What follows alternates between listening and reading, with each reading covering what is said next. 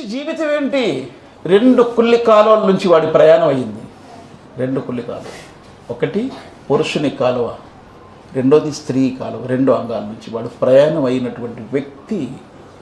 అటువంటి వ్యక్తి దేవుడు అవుతాడా? అవుతారండి? మనం ఎక్కడి నుంచి పుట్టాం తెలుసా? వీపులో నుంచి, తండ్రి వీపులో నుంచి ఆ స్పెర్మ్ బయటకు వస్తుంది. ఒక అంగము పురుషుని అంగం, రెండోది స్త్రీ అంగం. రెండింటిలోంచి నీళ్ళు వస్తుంది. దాని ద్వారా పుట్టాము మానవులం. ఒకటి అంత నీచము. రెండోది ఏంటి? మన పొట్టలో అంతా కూడా గత్తర ఉంటుంది, వెళ్ళినంత వరకు ఇబ్బందే. మూడోది ఏంటి? చచ్చిన తర్వాత దేహం కంపు తీసుకెళ్ళిపోతుంది. అటువంటి వాడు దేవుడు అవుతాడా? కాలేడు. సృష్టికర్తలు సృష్టిని పూజించకూడదు.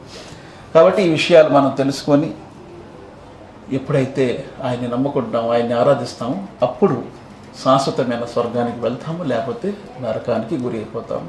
అల్లాహ్తో నేను ప్రార్థిస్తూ దువా చేస్తూ ముగిస్తున్నాను. అల్లాహ్ నీ యొక్క సత్యమైనటువంటి వాక్యాలు, విషయాలు అందరూ భూలోకంలో ఉండే వాళ్ళందరూ తెలుసుకునే భాగ్యం ప్రసాదించు. తెలుసుకున్న తర్వాత నిన్ను ఆరాధించి, నిన్ను ధ్యానించే భాగ్యం ప్రసాదించు. అల్లా నీవు అందరినీ కరుణించు, అందరినీ ప్రేమించు, అందరిపై నీ యొక్క కారుణ్యాలు కురిపించు. మేము నరకం నుండి రక్షించి మమ్మల్ని స్వర్గంలో వెళ్ళే భాగ్యం ప్రసాదించు.